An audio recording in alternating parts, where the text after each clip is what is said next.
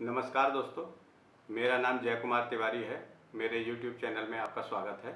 दोस्तों, मैं department of housing and urban planning government of Uttar Pradesh से रिटायर्ड असिस्टेंट इंजीनियर हूँ। आज मैं बात करूँगा कि नोएडा और ग्रेटर नोएडा अथॉरिटी में काफ़ी दिनों से, लगभग 10 साल से लाखों की संख्या में फ्लैट ऑनर्स ऐसे थे जिनके फ्लैटों की रजिस्ट्री बिल्डर्स नहीं कर रहे थे। तो उस पर सुप्रीम कोर्ट का फैसला आ गया है। और अब सुप्रीम कोर्ट का क्या फैसला आया है, अब कैसे बिल्डर्स पर सुप्रीम कोर्ट का डंडा चला है, अब बिल्डर्स पैसा जमा कराने के लिए तैयार होना उनकी मजबूरी हो गई है। और जब पैसा जमा करा देंगे तो बिल्डर्स के फ्लैट की रजिस्ट्री भी फ्लैट ऑनर्स के पक्ष में की जा सकती है।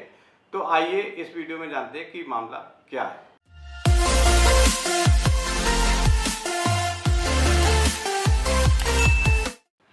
दोस्तों, इसकी शुरुआत ऐसे है कि वर्ष 2009 से 2014 के बीच में नोएडा और ग्रेटर नोएडा अथॉरिटी में आर्थिक लचीली नीतियों का पालन करते हुए दोनों अथॉरिटीज़ ने जो ग्रुप हाउसिंग के प्लॉट्स थे वो बिक्री के लिए निकाले। और उसमें नीतियां चूँकि लचीली रखी गई थी ताकि उधर का जो विकास है इंफ्रास्ट्रक्चर का तेज़ी से हो पाए, और दिल्ली के समीप रहने की वजह से दिल्ली जैसी फील वहाँ के क्षेत्र में विकसित हो सके, दिल्ली जैसा इंफ्रास्ट्रक्चर विकसित हो सके और बिल्डर्स अट्रैक्ट हो सकें। इस बात को ध्यान में रखते हुए लचीली नीतियाँ अपनाई गई थी और बिल्डर्स को 10% कुल भूखंड के मूल्य का जमा करने पर ही भूखंड का, जो ग्रुप हाउसिंग के लिए फ्लैट्स बनाने के लिए भूखंड थे, उनका अलॉटमेंट किया जाना तय कर दिया गया प्राधिकरणों ने। और काफ़ी बिल्डर्स को इसी नीति के अनुसार भूखंड 10% प्लॉट की कुल कीमत का जमा करा के अलॉट कर दिए गए। और उसके बाद उन भूखंडों पर बिल्डर्स के लिए फ्लैट बनाने के नक्शे भी पास कर दिए गए। और बिल्डर्स ने इस तरह कम पूंजी में एक बड़ा प्रोजेक्ट बनाने की तैयारी कर ली। जो बिल्डर्स ऐसे थे जो सही काम करना चाह रहे थे, उनके लिए तो ये एक अपॉर्चुनिटी थी और उन्होंने 10% पैसा जमा कराया, प्लॉट लिया, नक्शा पास कराया, फ्लैट्स बनाए। और जो 90% पैसा अथॉरिटीज़ को देना था, चाहे नोएडा अथॉरिटी हो चाहे ग्रेटर नोएडा अथॉरिटी हो, उनका जो शेड्यूल ऑफ पेमेंट बना था उसके अनुसार उन्होंने देना शुरू कर दिया। बिल्डर्स अपना पैसा समय पर, जो 90% बचा हुआ था, वो अथॉरिटीज़ को देते गए। और जब पूरा पैसा अदा हो गया तो उन्होंने उसकी रजिस्ट्री करा ली और इस बीच नक्शा पास करा के अपने फ्लैट्स या जो भी उनको ग्रुप हाउसिंग प्रोजेक्ट्स बनाने थे वो पूरे कर लिए। और अलॉटीज को साथ साथ अलॉट भी करते गए, उनसे किस्तों में या जैसे भी अलॉटीज ने चाहा उनकी शर्तों के अनुसार पैसा लेते गए। और जब पूरा पैसा जो भूखंड की कीमत का अथॉरिटी में जमा कर दिया तो अथॉरिटी ने उन बिल्डर्स को उस भूखंड का जो आवंटन था उसके पक्ष में रजिस्ट्री भी कर दी। और रजिस्ट्री हो जाने के बाद जो बिल्डर्स थे उन्होंने फ्लैट ऑनर्स को उन फ्लैट्स की रजिस्ट्री कर दी और कोई डिस्प्यूट नहीं हुआ, सारा मामला अच्छा हो गया। लेकिन इसमें कुछ ऐसे लोग भी आ गए जिनकी संख्या की लगभग 250 के लगभग है। ऐसे 200 से 250 जो बिल्डर्स थे उन्होंने इस लचीली आर्थिक नीतियों का लाभ उठाते हुए, उनकी हालांकि कैपेसिटी उतनी नहीं थी, कहीं से व्यवस्था करके 10% कुल भूखंड की कीमत का पैसा प्राधिकरण में जमा कराया, प्लॉट अलॉट करा लिया, उसका नक्शा पास करा लिया, उस पर ग्रुप हाउसिंग प्रोजेक्ट्स बना के तैयार कर दिए, फ्लैट बना लिए, अलॉट कर दिए। और उनको लगा कि भाई ये तो बहुत बढ़िया हो गया कि कम पैसे में 10% जमा करा के हमें बनाने और बेचने की अनुमति मिल गई, क्यों ना ऐसा करें कि और प्लॉट ले ले इसी तरह। हालांकि उनकी कैपेसिटी उतनी नहीं थी, आर्थिक जो स्थिति थी वो उनकी इतनी नहीं थी कि एक प्रोजेक्ट पूरा कर पाएँ या एक के बाद और दूसरे, तीसरे और चौथे प्रोजेक्ट में भी पैसा लगा के उनको एक साथ पूरा कर पाएँ। लेकिन फिर भी उन्होंने अपना ये सोच रखी कि कैसे भी 10% से जो पहला प्लॉट लिया है उसका पैसा मेरे पास अलॉटीज से आ जाएगा। जैसे भी हम नक्शा पास करा के बेचेंगे तो अलॉटी हमें अलॉटमेंट का पैसा देंगे, कुछ और दूसरी किस्त, तीसरी किस्त के रूप में पैसा आ जाएगा। इस तरह जब पैसा आ गया तो वो पैसा जो आया था वो प्राधिकरणों में, चाहे नोएडा अथॉरिटी हो चाहे ग्रेटर नोएडा अथॉरिटी हो, उस 90% बची हुई प्लॉट की कीमत के अगेंस्ट उनको जमा कराना था। लेकिन उन्होंने ऐसा नहीं किया और उन्होंने उस पैसे से अगला प्लॉट खरीद लिया, उसमें भी 10% जमा करा दिया, उस पर भी नक्शा पास करा लिया, वहाँ भी प्रोजेक्ट बनाने शुरू कर दिए और फिर वहाँ पे अलॉटमेंट शुरू कर दिया। अलॉटी से जो पैसा आया उससे उन्होंने तीसरा प्लॉट खरीद लिया।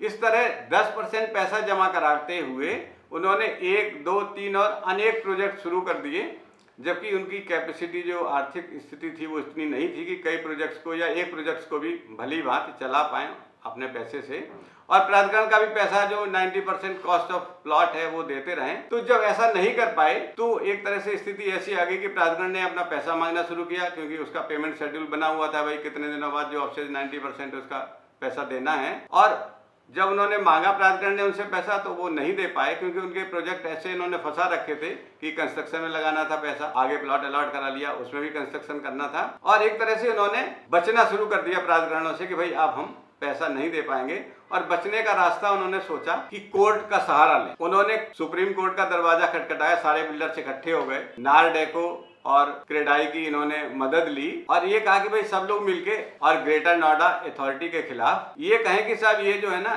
ज्यादा ब्याज दर हमसे वसूल रहे हैं, ब्याज दर में कमी करी जाए। मतलब उन्होंने ये कहा कि ये जो अथॉरिटीज हैं ये बिल्डर्स के प्रति एक मनी लेंडर के रूप में काम करने लगी हैं और ये ठीक नहीं है। बिल्डर्स से निर्धारित दर से ज्यादा ब्याज के रूप में पैसा लिया जा रहा है और उन्होंने ये प्ली लेते हुए सुप्रीम कोर्ट में केस दायर कर दिया। अब जब केस दायर हो गया तो प्राधिकरण की वसूली होल्ड हो गई, नहीं कर पा रहा था और बिल्डर अपने फ्लैट्स बनाते जा रहे थे, बेचते जा रहे थे और जो पैसा मिल रहा था वो प्राधिकरण में जमा ना करके, क्योंकि वहाँ केस कर दिया था तो उनको आड़ मिल गई थी कि भाई अब तो मेरा केस चल रहा है, जब डिसाइड होगा तब मैं पैसे दूंगा, और फ्लैट्स जो बना रहे थे उनका अलॉटमेंट करते चले गए। अब यहाँ पर स्थिति ये हो गई कि जो अलॉटीज आए, जब उनको फ्लैट्स का कब्जा नहीं मिला, कब्जा ना मिलने का कारण ये कि इन्होंने जो बची हुई प्लॉट की कॉस्ट थी 90% वो जमा नहीं कराई, और जब जमा नहीं कराई तो अथॉरिटी से जो पूरा भूखंड था ग्रुप हाउसिंग का उसकी रजिस्ट्री नहीं हो पाई तो फिर उसका कब्जा कैसे दें। जब बिल्डर्स के नाम ही वो प्लॉट नहीं हो पाया, रजिस्ट्री नहीं हो पाई तो वो ऑनर नहीं हुए तो अलॉटी को फ्लैट कैसे रजिस्टर कर सकते हैं। तो इस तरह पूरा मामला पेचीदा हो गया और फंस गया। अब बिल्डर्स के पास पैसा नहीं रहा और कोर्ट का उन्होंने ये सहारा लिया कि भाई अब जब कोर्ट डिसाइड करेगा तब हम पैसा देंगे प्राधिकरण को, तब तक ऐसे ही चलता रहा। अब इसमें फंसा कौन? बिल्डर तो मौज ले रहे हैं कि उन्होंने पैसा अलॉटीज का लिया और प्लॉट लगाए और प्रोजेक्ट कर दिए और कोर्ट में केस करके फ्री हो गए। उन्होंने एक काम और भी किया कि जो अलॉटीज से पैसा आया और आता जा रहा था, जैसे जैसे फ्लैट बिकते जा रहे थे उनकी और अतिरिक्त किस्तें मिलती जा रही थी, तो वो जो पैसा आया वो उन्होंने किसी दूसरी कंपनी में लगा दिया, कुछ और काम करने लगे, कोई और व्यवसाय करने लगे। इस तरह पैसे को उन्होंने गलत उपयोग में ले लिया, जो विधिक रूप से गलत है, क्योंकि जो पैसा जिस हेड में लिया जा रहा उसी हेड में खर्च होना चाहिए। इस तरह जो अलॉटीज थे वो परेशान हो गए। अगर आंकड़ों की बात करें तो इस तरह लगभग 200 से 250 तक प्रोजेक्ट थे जो इन परिस्थितियों में अटके हुए थे। लगभग 20 लाख वर्ग मीटर टोटल लैंड इस तरह विभिन्न भूखंड के रूप में 250 के लगभग बिल्डर्स के पास अलॉटेड थी और 2.5 लाख के लगभग अलॉटीज को हो चुके थे। तो 2.5 लाख के लगभग अलॉटीज इन परिस्थितियों में बिल्डर्स के हाथों कठपुतली बने हुए थे, उनके फ्लैट्स की रजिस्ट्री नहीं हो पा रही थी और बिल्डर सुप्रीम कोर्ट की आड़ लेके प्राधिकरण को पैसा न जमा करके अंगूठा दिखा रहे। अपना उन्होंने कोर्ट में केस कर दिया और बार बार अलग अलग प्ली लेके, अलग अलग बहाना बना के कोर्ट का आड़ लेके जो एवंटी हैं उनको, अलॉटीज हैं उनको घुमाते रहे और प्राधिकरण को भी उन्होंने एक तरह से अंगूठा दिखा दिया कि भाई अब तो मेरे पास तभी पैसा देने की स्थिति बनेगी जब सुप्रीम कोर्ट से फैसला आ जाएगा। प्राधिकरण से उन्होंने कहा आप एक मनी लेंडर के रूप में काम कर रहे हो, जो कि प्राधिकरण नहीं कर सकता। प्राधिकरण तो अलॉटमेंट ही कर सकता है, एक बॉडी है जो जमीन या प्लॉट बेचता है और उसी दर से वो पैसा ले सकता है, मनी लेंडर के रूप में काम नहीं कर सकता है। ऐसा करके उन्होंने केस सुप्रीम कोर्ट में डाल दिया। आप देखिए क्या हुआ कि ये केस चलते चलते लगभग 8 से 10 साल हो गए हैं, क्योंकि हम ये बात कर रहे हैं कि 2009 से 2014 के बीच में ये परिस्थितियां बनी थी इस तरह की। जब सुप्रीम कोर्ट में केस डाल दिया तो सुप्रीम कोर्ट ने इसको गंभीरता से लिया और विचार किया कि हाँ भाई ये बात तो ठीक है बिल्डर्स की कि कोई भी प्राधिकरण, चाहे वो नोएडा अथॉरिटी हो चाहे ग्रेटर नोएडा अथॉरिटी हो, वो एक मनी लेंडर के रूप में काम नहीं कर सकती। ये काम तो बैंकों का है, प्राधिकरणों का नहीं है। तो इस पर उन्होंने एक फैसला दे दिया कि हाँ ये गलत है, प्राधिकरण जो है मनी लेंडर के रूप में काम नहीं कर सकते हैं और इस तरह अतिरिक्त ब्याज लगा के पैसा वसूल नहीं कर सकते। ये फैसला उन्होंने कर दिया सुप्रीम कोर्ट ने। जब ये फैसला आया सुप्रीम कोर्ट का तो जो ग्रेटर नोएडा अथॉरिटी है और नोएडा अथॉरिटी है, इन्होंने इसके लिए रिव्यू पिटीशन सुप्रीम कोर्ट में डाल दिया कि भाई ये फैसला आपका गलत है, मुझे स्वीकार नहीं, आप इसको रिव्यू कर लीजिए, क्योंकि प्राधिकरणों ने ऐसी कोई ब्याज दर नहीं लगाई है जिससे ये सिद्ध होता हो कि ये जो है मनी लेंडर के रूप में प्राधिकरण काम कर रहा है। हमने तो जो अलॉटमेंट लेटर दिया था, जो लीज पे प्लॉट दिया था, लीज की शर्तों के अनुसार ही ब्याज ले रहे हैं, मनी लेंडर के रूप में कोई अतिरिक्त ब्याज नहीं ले रहे हैं। अतः इस फैसले को रिव्यू कर लिया जाए। सुप्रीम कोर्ट में जब रिव्यू पिटीशन प्राधिकरणों ने डाल दिया, विकास प्राधिकरण जो नोएडा है वो और जो ग्रेटर नोएडा अथॉरिटी है, इन दोनों ने, अब रिव्यू पिटीशन पर सुप्रीम कोर्ट का फैसला अभी पिछले 2 दिन पहले सोमवार को आ गया है। इस फैसले में सुप्रीम कोर्ट ने प्राधिकरणों का पक्ष फिर से सुना। अब जो सुप्रीम कोर्ट ने फैसला दिया है रिव्यू पिटीशन के बाद वो ये है कि कोविड-19 महामारी जब से शुरू हुई है तब तक डेट ऑफ अलॉटमेंट से लेके और कोविड महामारी शुरू होने की डेट तक जो भी बकाया धनराशि है बिल्डर्स के ऊपर विभिन्न विकास प्राधिकरणों की, चाहे वो नोएडा अथॉरिटी हो चाहे ग्रेटर नोएडा अथॉरिटी हो, उस पर लीज डीड की शर्तों के अनुसार, जो अलॉटमेंट के समय जो शर्तें थी उसके अनुसार ही वसूली की जाएगी। तो कोविड-19 शुरू होने के बाद से और आज तक, या जो बिल्डर जिस डेट को जमा करेगा उस डेट तक, स्टेट बैंक की MCLR का जो रेट है उसको आधार माना जाएगा, उसके आधार पर ब्याज की गणना की जाएगी, प्लस उस पर 1% एडमिनिस्ट्रेटिव चार्जेस के रूप में और पैसा लिया जाएगा।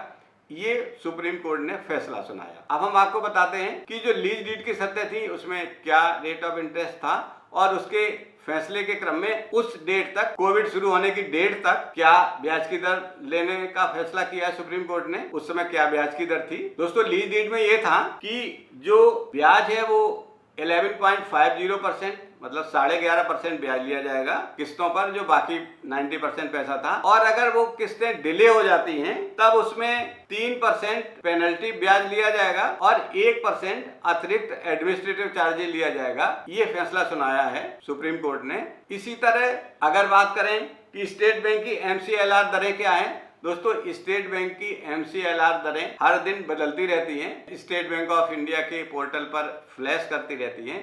जिस दिन जो बिल्डर अपना पैसा जमा करने के लिए, कैलकुलेशन के लिए डिमांड करेगा, उस दिन स्टेट बैंक की MCLR की जो भी दरें होंगी वो इंटरनेट पर देखकर, स्टेट बैंक की वेबसाइट पर देखकर पता लग जाएगा। उसके अनुसार कैलकुलेशन होगी और उसमें 1% एडमिनिस्ट्रेटिव चार्जेज और प्लस हो जाएगा, वो वसूली की जाएगी कोविड-19 शुरू होने के बाद से जमा होने की तिथि तक। और कोविड-19 शुरू होने से पहले अलॉटमेंट की डेट का जो पीरियड है उस पर लीज डीड की शर्तों के अनुसार 11.5% ब्याज, विलंब अवधि के लिए 3% पेनल्टी ब्याज प्लस 1% एडमिनिस्ट्रेटिव चार्जेज, ये वसूल करने के लिए सुप्रीम कोर्ट ने अपना फैसला सुना दिया है। दोस्तों, MCLR रेट का मतलब है कि स्टेट बैंक का मार्जिनल कॉस्ट लैंडिंग रेट इसको कहते हैं, और स्टेट बैंक की वेबसाइट पर ये डे टू डे अपडेट होता रहता है, फ्लैश करता रहता है। जिस दिन कैलकुलेशन होगी उस दिन वेबसाइट पर देखकर जो रेट आएगा, marginal cost landing rate, MCLR rate, उसी रेट के अनुसार कैलकुलेशन हो जाएगी, प्लस 1% उस पर एडमिनिस्ट्रेटिव चार्जेस और प्लस हो जाएगा। अब बात करते हैं दोस्तों, इस फैसले से क्या असर पड़ेगा आम अलॉटीज पर, प्राधिकरणों पर या बिल्डर्स पर। दोस्तों, अब प्राधिकरणों के लिए, चाहे नोएडा अथॉरिटी हो चाहे ग्रेटर नोएडा अथॉरिटी हो, उनके लिए विधिक रूप से बिल्डर से पैसा वसूलने का रास्ता साफ हो गया है। अब किसी तरह का अवरोध पैदा नहीं कर सकते जो बिल्डर्स हैं प्राधिकरणों से कि आप पैसा नहीं वसूल पाओगे। प्राधिकरण पूरी तरह से, उनका रास्ता साफ हो गया कि बिल्डर से पैसा वसूल सकते हैं किसी भी तरह से, डिमांड करके, रिकवरी सर्टिफिकेट जारी करके, या उनकी संपत्ति को कुर्क करके, नीलाम करके, बेच के, जो भी रास्ता वो अपने बोर्ड से तय करते हैं, उस रास्ते से रास्ता साफ हो गया है। प्राधिकरण बिल्डर से अपना बकाया जो धनराशि है वो वसूल सकते हैं। अलॉटीज के लिए क्या हुआ दोस्तों? अलॉटीज के लिए ये हुआ कि जिन जिन प्रोजेक्ट्स का पैसा नोएडा अथॉरिटी को या ग्रेटर नोएडा अथॉरिटी को बिल्डर से मिलता जाएगा, चाहे वो अपनी मर्जी से दें या प्राधिकरण अब वसूली के लिए अपनी तैयारी करेगा, उस वसूली के क्रम में वो जमा कराएं। पैसा जितने रेशियो में जमा कराता जाएगा, प्राधिकरण को मिलता जाएगा, जो बिल्डर जमा कराता जाएगा, उसी रेशियो में अलॉटीज के जो फ्लैट कंप्लीट हो गए, जिनका सारा काम कंप्लीट हो गया है, उनकी रजिस्ट्री करने का अधिकार भी बिल्डर्स को मिल जाएगा और बिल्डर अपने फ्लैट फिनिश करके उसी रेशियो में, जिस रेशियो में वो प्राधिकरणों को पैसा देते जाएंगे, फ्लैट्स की रजिस्ट्री कराते जाएंगे। और जैसे ही पूरा जो 90% अवशेष ब्याज के सहित इस सुप्रीम कोर्ट के फैसले के क्रम में जो कैलकुलेशन आ रही है, उसके अनुसार जो भी धनराशि बकाया है वो 90% उस मतलब अवशेष धनराशि का पूरा पैसा इस कैलकुलेशन के अनुसार जब जमा हो जाएगा तो पूरे भूखंड की रजिस्ट्री नोएडा अथॉरिटी या ग्रेटर नोएडा अथॉरिटी संबंधित बिल्डर के नाम कर देगा। अब बिल्डर उस पूरे भूखंड का, पूरे प्रोजेक्ट का स्वामी पूर्ण रूप से हो जाएगा, विधिक रूप से, और फिर वो पूरे उस प्रोजेक्ट में जो भी फ्लैट्स हैं, जो भी सोसाइटी के अंदर जो भी एक्टिविटीज, जो भी कॉमर्शियल और रेजिडेंशियल बने हुए हैं और जिनका नक्शा पास है, स्वीकृत मानचित्र के अनुसार है, वो विधिक प्रॉपर्टी उसकी हो जाएगी और उसको बेचने के लिए उसकी रजिस्ट्री आवंटी के पक्ष में करने के लिए स्वतंत्र है। इस तरह आवंटियों का लाभ होगा कि जो दसियों साल से लटके हुए मामले थे, उनको रजिस्ट्री या उसका कब्जा या ऑनरशिप उनकी ट्रांसफर नहीं हो पा रही थी, अब अलॉटीज को जो बिल्डर्स अपना पैसा जमा कराते जाएंगे, उन प्रोजेक्ट्स की रजिस्ट्री उनके पक्ष में बिल्डर्स करते जाएंगे और पूर्ण स्वामित्व का अधिकार आवंटियों को मिलता जाएगा। अब बात करते हैं कि बिल्डर्स के लिए ये फैसला कितना उपयोगी है, क्या असर पड़ेगा। दोस्तों, यहाँ पे मेरा जो व्यक्तिगत सोच है, मेरा जो अनुभव है, वो ये कहता है कि ये जो लगभग 200 से 250 के बीच में बिल्डर्स हैं, प्रमोटर्स हैं, जिन्होंने विकास प्राधिकरणों का, नोएडा अथॉरिटी या ग्रेटर नोएडा अथॉरिटी का अवशेष जो 90% पैसा जमा अभी तक नहीं करा पाया है, तो उनकी आर्थिक स्थिति आज की डेट में मुझे नहीं लग रहा कि उसमें से 80% बिल्डर्स ऐसे हैं जिनकी आर्थिक स्थिति ऐसी होगी कि वो अवशेष 90% पैसा सुप्रीम कोर्ट के फैसले के क्रम में जो कैलकुलेशन आएगी वो जमा करा पाएंगे, चाहे धीरे धीरे या किस्तों में। और बहुत सारे बिल्डर इसमें, क्योंकि उनके पास पैसा नहीं है, प्रोजेक्ट अधूरे पड़े हुए हैं, पहले तो प्रोजेक्ट पूरे करें, प्राधिकरणों का अवशेष पैसा जमा कराएं, तभी तो एलओटी के पक्ष में वो रजिस्ट्री कर पाएंगे। प्रोजेक्ट पूरा करने के लिए पैसा चाहिए, प्राधिकरणों में जमा कराने के लिए पैसा चाहिए। आर्थिक स्थिति उनकी पहले ही नहीं थी, पहले ही उन्होंने अपनी क्षमता से ज्यादा भूखंड खरीद रखे थे। इन परिस्थितियों में हमें लगता है कि अगले 2 से 6 महीने के अंदर, साल भर के अंदर, इन 200 से 250 जो बिल्डर्स हैं, इनमें से 60-70% लगता है 80% तक जो बिल्डर्स हैं वो दिवालिया होने की कगार में आ जाएंगे। और जब वो दिवालिया हो जाएंगे तो उन परिस्थितियों में उनसे वसूली विधिक रूप से नहीं की जा सकती है।